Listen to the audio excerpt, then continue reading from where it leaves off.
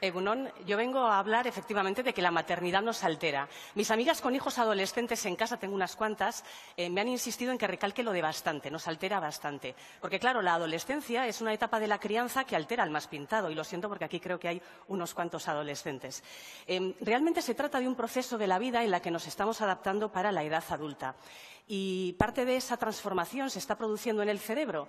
La corteza prefrontal del cerebro, que es la última parte del encéfalo que tarda en madurar, es justo la parte del cerebro que gestiona la toma de decisiones, la planificación de tareas, los comportamientos inadecuados. Pues lo dicho, es la última parte del cerebro que tarda en madurar. Y además la parte pensante y la parte emocional del cerebro tardan también bastante en sincronizar. Por eso es tan difícil a veces razonar con nuestros adolescentes, que empiezan segundo de la ESO siendo seres perfectamente achuchables y en un trimestre se convierten en esta cosa, en el caso de los chicos a veces con cresta incluida. Yo, en realidad, esta charla no va de adolescentes, aunque es un tema que me vengo muy arriba con ello. En realidad, pero quería traer este estudio porque voy a hablar de él en el programa la semana que viene. Es un tema muy divertido y gracias a Amanda Sierra, neurocientífica, que me lo sopló hace unos días porque es realmente interesante y lo he metido en la presentación. Es un estudio realizado por investigadores de la Universidad de Stanford, publicado hace unos meses, que hicieron resonancias magnéticas funcionales a niños y niñas y a adolescentes, bueno, a ellos, a su cerebro, para ver cómo respondían ante diferentes estímulos vocales, ante voces. Lo que vieron es que en la infancia los niños y niñas responden absolutamente a la voz de la madre, es el estímulo más gratificante, pero que a partir de los 13 años el estímulo más gratificante es la voz de un desconocido. Eso explica por qué un youtuber chileno es muchísimo más interesante que la madre que parió al niño, que no le hace ni caso. Pero lo dicho, esta charla no va de adolescencias. Si fuera de adolescencias, viendo los significados de la palabra alterar, me referiría al punto 2, sobresalto, alboroto, altercado, en fin, todo esto. Pero no, esta charla va de las alteraciones que sufrimos las mujeres durante el embarazo, por lo tanto va del punto 1, de la modificación de las estructuras o de las características o de la forma de una cosa. Y en este caso la cosa somos nosotras. En 2016 conocí a Susana Carmona, investigadora del Hospital Gregorio Marañón, que estudia los cambios cerebrales que tienen lugar durante el embarazo. En 2016 publicaron este estudio que por primera vez comprobó fehacientemente que el embarazo altera la estructura, altera la morfología del cerebro. Lo que hicieron fue analizar resonancias magnéticas de mujeres primerizas antes y después del embarazo y comprobaron que el embarazo reduce el volumen de materia gris en regiones implicadas en las relaciones sociales y además pudieron comprobar que esas modificaciones persistían 2 años después de dar a luz. ¿Esto significa que ya no hay relaciones sociales? Con un bebé en casa es complicado, pero no, la explicación es otra. Lo que vieron es que en las regiones modificadas, insisto, materia gris relacionada con las relaciones sociales, esas regiones se activaban cuando las mujeres veían la imagen de su bebé. La conclusión a este hecho es que el cerebro se está especializando para convertirte en una mamá en toda regla. Dejas de ser mujer, pasas a ser mamá y el bebé es el estímulo absoluto que te llama la atención y al que tienes que cuidar de todas las formas posibles. Claro, he dicho antes que perdemos materia gris. Eso significa que en un momento dado perdemos capacidad cognitiva. Pues no, en este estudio lo que se ha visto es todo lo contrario, que favorece un procesamiento mental más maduro y más eficiente y que, por lo tanto, estamos hablando de un proceso de especialización del cerebro.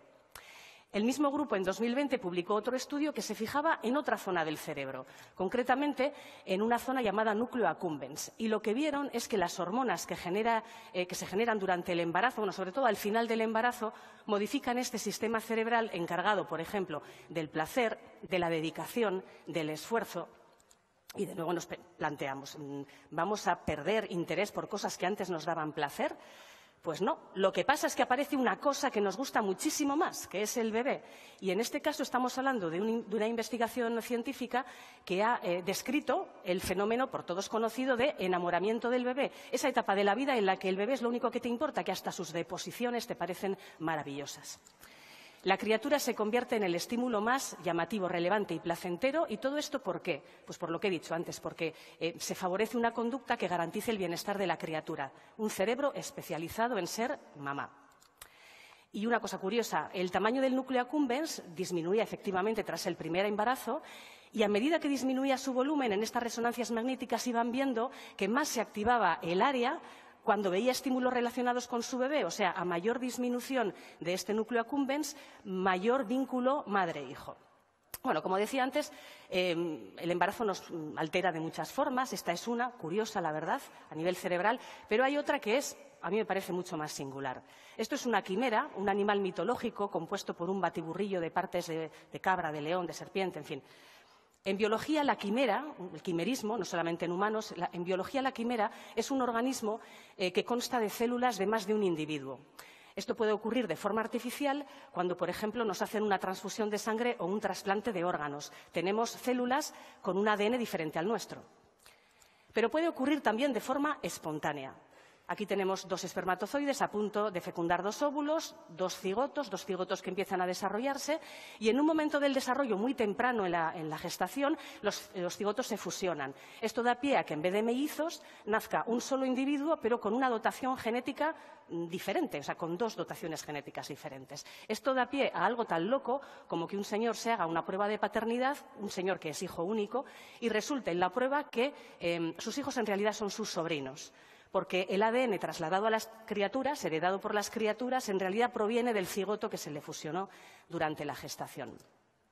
En 2015, científicos de la Universidad de Leiden analizaron muestras de 26 mujeres fallecidas durante el embarazo o inmediatamente después, embarazadas de varones, y vieron que todas ellas tenían células con cromosoma Y en muestras de tejido, por ejemplo, en los pulmones, en el bazo, en el hígado, en el riñón, en todas las muestras de tejido analizadas. Esto se explica por un fenómeno llamado microquimerismo fetal, y es que el feto y la madre estamos conectados durante el embarazo a través de la placenta y el cordón umbilical, y hay un traspase bidireccional de células. Cuando las células del feto durante el embarazo se trasladan a la madre, se habla de microquimerismo fetal. Y es un fenómeno que empieza a diluirse un poco después de dar a luz. Lo que pasa es que algunas células se quedan alojadas en diferentes tejidos y órganos de la madre.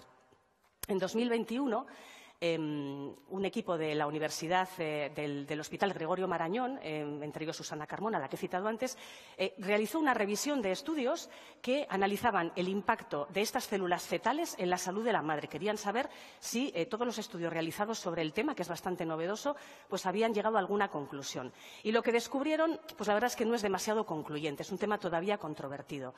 Se observa, en algún caso, un efecto beneficioso de estas células fetales en lo que tiene que ver con la regeneración de tejidos. Pero, al mismo tiempo, hay estudios que dicen que estas células fetales pueden tener un efecto perjudicial al despertar la respuesta del sistema inmunitario y, por lo tanto, pueden ser el origen de enfermedades autoinmunes, que todos sabemos que es una gaita muy grande. En todo caso, lo que concluyen es que falta mucha investigación y que la metodología no es nada uniforme. Por lo tanto, habría que estandarizar la forma de analizar esta cuestión. En fin, yo cuando conocí esta historia me hizo muchísima gracia, ¿no? Lo de que te has quedado embarazada, hay células de tu hijo o de tu hija en tu cuerpo y eso significa que tienes ADN de tu familia política pues en el bazo, por ejemplo, o en los pulmones. Bueno, pues este señor, digo señor pobre porque yo le he conocido de señor, pero el monaguillo rubito que está enmarcado en verde es uno de los bisabuelos paternos de mi hijo. ¿Tengo yo células de este señor, ADN de este señor en mi bazo? Podría ser. A mí esto, insisto, me hace mucha gracia, me hace casi tanta gracia como el hecho de tener un poquito de ADN neandertal. Es algo que me produce mucha curiosidad. Así que se lo comenté a mis amigas. Oye, ¿qué os parece? Dejaos de la adolescencia, que es un coñazo de tema. ¿Qué os parece tener ADN de la familia política en vuestros pulmones? Bueno, todo esto en un ambiente de risas y tal. Bueno, pues el resultado de esta investigación absolutamente mal hecha es esta tabla. Esta tabla que mide en el eje horizontal el grado de sintonía con la familia política de mayor a menor y en el eje vertical el grado de inquietud por este conocimiento de menor a mayor. Y evidentemente el tema se dispara. O sea, tengo amigas que adoran a sus suegras y por lo tanto es ese puntito del vértice. Están encantadas con formar parte de su acervo genético. Y luego el tema se dispara. Se dispara porque, claro, hay gente que no soporta a su cuñada, que no soporta a su suegra y entonces piensan que tener en el bazo algo suyo, pues muy mal. Los dos puntos rojos, por cierto, son el no sabe, no contesta en un momento dado. Son amigas que me han dicho, mira, o sea, no hay necesidad de hablar de placentas cuando quedamos, no nos vengas con rollos de quimeras que bastante tenemos con nuestros adolescentes. Eskerrik asko.